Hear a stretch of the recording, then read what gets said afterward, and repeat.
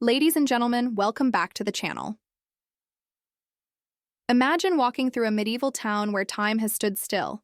Streets, homes, and artifacts remain untouched for centuries, hidden beneath layers of sand. This isn't a legend. It's a real place, often called Britain's Pompeii. But how did an entire town vanish beneath the earth, only to be rediscovered centuries later? Use cinematic visuals. Slow zoom on medieval ruins, sand dunes covering ancient foundations, dramatic music for suspense. Brief overview. Why is this town special? This town is one of the most well-preserved medieval sites ever found in Britain. Unlike other ruins where only foundations remain, this site still has intact buildings, tools, and even personal belongings from its last inhabitants. The preservation is so remarkable that it allows archaeologists to study medieval life as if stepping into the past. It's as if the people just vanished, leaving everything behind. The mystery. How did it get buried? What caused this sudden burial? Was it a massive sandstorm, swallowing the town in a matter of days? Did coastal erosion or a shifting river slowly cover it over time? Was it abandoned due to plague, war, or famine, and nature reclaimed it? To uncover the truth, we have to go back in time and piece together the final days of this forgotten town. In the early 20th or 21st century, an astonishing discovery was made.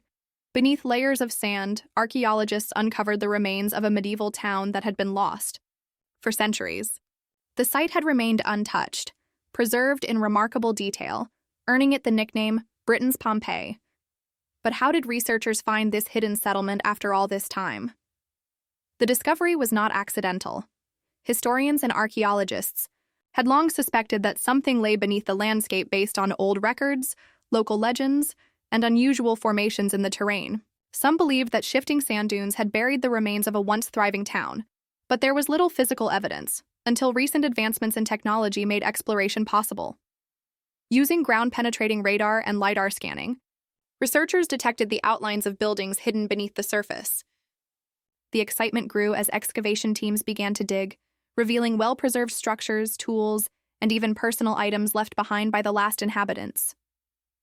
Unlike many medieval ruins where only stone foundations survive, this site contained wooden beams, pottery, and even remnants of textiles, thanks to the protective layer of sand that had sealed the town from decay. The archaeologists leading the excavation were stunned by the level of preservation. Some compared it to the famous Viking settlement discoveries or even Pompeii itself. The fact that entire homes, workshops, and streets remained intact provided an unprecedented glimpse into medieval life. Historians immediately recognized the importance of this find. It was not just another medieval ruin, but a time capsule offering direct insight into how people lived, worked, and possibly even why they abandoned the town. As word spread, the historical community was electrified.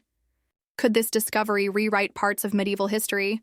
Could it reveal new information about trade, architecture, and everyday life in Britain centuries ago?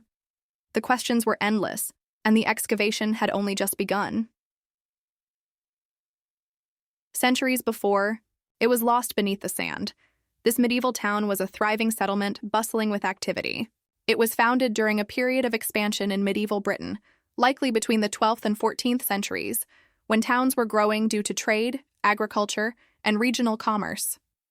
Positioned along an important route, perhaps near a river, coastline, or major trade road, the town would have been home to merchants, farmers, craftsmen, and clergy. Life in the town revolved around agriculture and local industries. Most residents worked as farmers, growing wheat, barley, and vegetables, while others raised livestock such as sheep, pigs, and chickens. Food was simple but hearty. Bread, porridge, fish, and meats were staples, with ale being the most common. Drink. Blacksmiths, carpenters, and weavers played a crucial role in supporting the community, producing everything from tools and weapons to clothing and household goods. Markets were the center of economic life, where traders and farmers sold goods and the occasional traveling merchant brought exotic items from distant lands. At the heart of the town stood a church, serving as both a place of worship and a community hub. The medieval world was deeply religious, and the church was a focal point for social gatherings, education, and even governance. Nearby, the marketplace was lined with wooden and stone buildings, where shops and inns catered to locals and visitors alike. The homes of wealthier individuals were made of timber and stone, featuring multiple rooms and hearths for warmth, while the poorer families lived in simpler wooden cottages with thatched roofs. Public spaces such as mills and communal ovens were essential for daily survival. A town mill, powered by a river or wind, ground grain into flour, while a communal bread oven allowed residents to bake their daily loaves. Wells and water sources were vital for survival, though sanitation was often rudimentary, leading to common diseases. For centuries, the town thrived, its people living and working as generations before them had done. But something would change. Whether through natural disaster, economic decline, or conflict, the settlement would ultimately be abandoned and buried beneath the sands of time. The sudden burial of the town remains one of history's most fascinating mysteries. Unlike Pompeii, which was buried in volcanic ash after the eruption of Mount Vesuvius in 79 AD, this medieval town was swallowed by sand and natural forces rather than fire and lava. But what exactly caused such a dramatic event? One of the most widely accepted theories is that the town fell victim to coastal erosion and shifting sands. During the medieval period, climate fluctuations, particularly the Little Ice Age, 14th–19th centuries, led to unpredictable weather patterns. Powerful storms and rising sea levels eroded coastal settlements, pushing sand inland and gradually burying entire towns. If this town was located near the coast, as many medieval trade hubs were, it may have suffered repeated storm surges, with each wave carrying more sand and debris, eventually overwhelming the streets and homes. Another possibility is a massive sandstorm, perhaps triggered by deforestation or human activity altering the landscape. Medieval communities often cleared forests for timber and farmland, which could have destabilized the soil and made it vulnerable to shifting dunes. A severe windstorm could have rapidly covered the town, forcing inhabitants to flee and leaving buildings abandoned under an ever-growing layer of sand. Historical records suggest similar events occurred in parts of England and Europe, where once thriving villages were gradually swallowed by migrating dunes. Alternatively, the disaster may have been more gradual, a slow decline followed by encroaching sands. Economic downturns, plagues, or war might have weakened the town, causing residents to leave. Without human maintenance, nature reclaimed the land, and over decades or centuries, the once bustling streets disappeared beneath the dunes. This process mirrors what happened in other lost medieval towns, such as Ravensor in Yorkshire, which was engulfed by the sea in the 14th century. The similarities to Pompeii are striking. Both sites remained perfectly preserved under layers of natural debris, shielding them from decay and allowing archaeologists to uncover buildings, artifacts, and even traces of daily life centuries later. However, while Pompeii's destruction was instant, this medieval town's fate may have been a slow but relentless burial by the forces of nature. Regardless of how it happened, the result was the same: an entire settlement frozen in time, waiting to be rediscovered. The excavation of this lost medieval town revealed an astonishing level of preservation. Beneath layers of sand, archaeologists uncovered buildings, streets, tools, and even personal belongings left behind by the last inhabitants. Unlike most medieval ruins, where only stone foundations remain, this site retained wooden beams, doorways, and even fragments of everyday objects, offering an unparalleled glimpse into life centuries ago. One of the most remarkable aspects of the discovery was the well-preserved buildings. Entire homes were found intact, some still containing fireplaces, wooden floors, and remnants of furniture. The town's layout became clear, showing narrow streets lined with workshops, market stalls, and living spaces. Medieval construction techniques were on full display, with timber-framed houses, wattle and daub walls, and thatched roofs, some of which had partially survived under the protective layer of sand. These findings confirmed that medieval towns were far more advanced in planning and design than previously thought.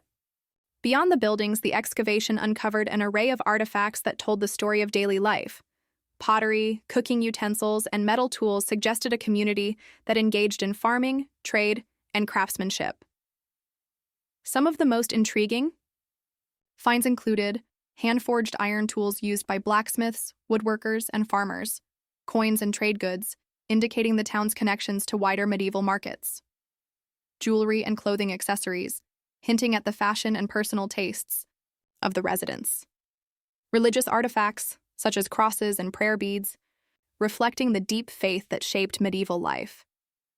One particularly striking discovery was the remains of a medieval marketplace, where merchants once sold food, textiles, and handmade goods. The presence of imported items suggested the town was part of a larger trade network, likely exchanging goods with other parts of England and possibly even Europe. This evidence challenges the common perception that medieval communities were isolated. On the contrary, they were deeply connected to broader economic systems. Perhaps the most touching finds were personal items, wooden combs, children's toys, and household objects that revealed the human side of history. These objects provided a rare, intimate look at the lives of ordinary medieval people, showing how they worked, what they ate, and how they spent their leisure time. The exceptional state of preservation allowed historians to piece together details of medieval architecture, craftsmanship, and daily life with incredible accuracy. This town was not just a collection of ruins, but a time capsule, a moment frozen in history where life was suddenly interrupted. Every artifact and structure told a story, making this one of the most significant archaeological discoveries in Britain for centuries.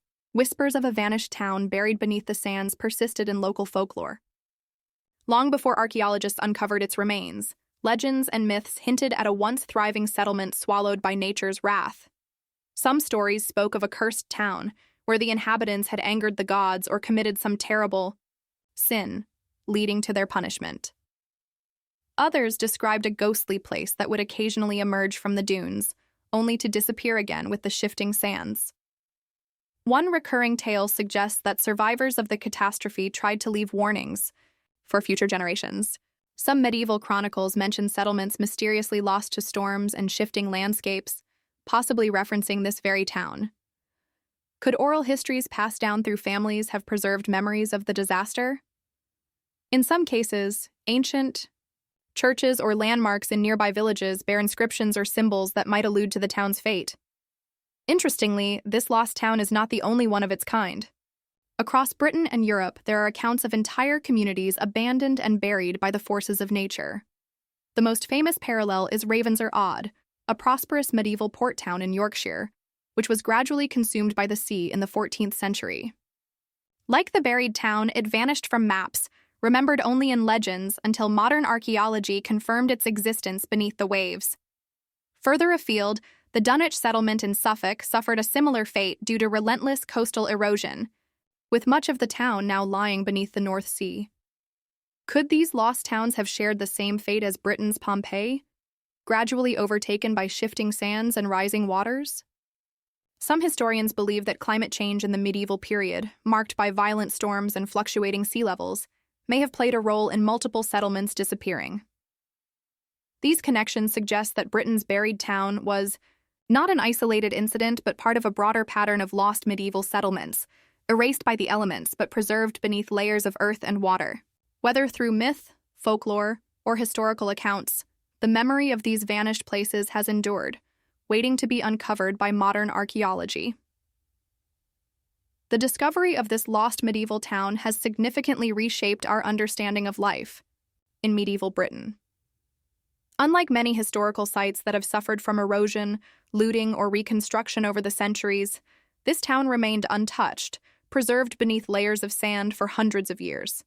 Because of this, it offers a rare, unfiltered glimpse into daily medieval life, one that is more detailed and immersive than almost any other site from the period. One of the most important revelations from this find is the level of craftsmanship and urban planning in medieval settlements.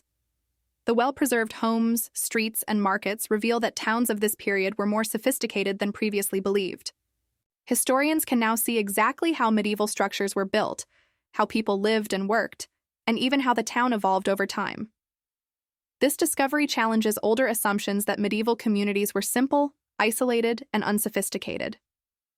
Instead, it paints a picture of a dynamic, connected society with thriving trade networks, skilled artisans, and a structured way of life. From an archaeological perspective, the site is groundbreaking. The layers of sand acted like a time capsule, protecting delicate wooden beams, textiles, and even food remnants. items that rarely survive in more exposed environments. The exceptional preservation of organic materials gives experts a deeper understanding of medieval diets, craftsmanship, and technology. Such detailed evidence allows researchers to reconstruct daily routines with greater accuracy than ever before.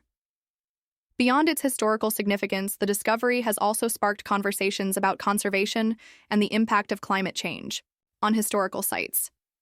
Many medieval towns across Britain and Europe face similar threats from coastal erosion, shifting landscapes, and rising sea levels. Archaeologists and conservationists are now discussing how to protect this site and others like it. Should it be left buried for future generations to study with even better technology? Or should it be fully excavated and possibly turned into an open-air museum? The discovery also raises the possibility of more lost towns hidden beneath the landscape. If this settlement could remain buried for centuries, how many more forgotten medieval communities are waiting to be uncovered? The use of modern technologies like LiDAR scanning and ground-penetrating radar has already revolutionized archaeology, and this find proves that even more remarkable discoveries may still be out there. Ultimately, this medieval town is more than just a lost settlement. It is a window into the past, offering insights that will continue to shape our understanding of history, archaeology, and even the future of heritage preservation. The story of this lost medieval town is one of mystery, survival, and rediscovery. For centuries, it lay hidden beneath the sand, untouched by time, preserving a nearly perfect snapshot of medieval life. From its humble beginnings as a thriving settlement to its sudden burial under tons of sand, every piece of evidence tells a story of a once bustling community that seemingly vanished overnight. Archaeologists have uncovered well-preserved homes, workshops, markets, and artifacts, offering unprecedented insights into daily medieval life. We now have a clearer picture of how people worked, what they ate, and how they built their towns.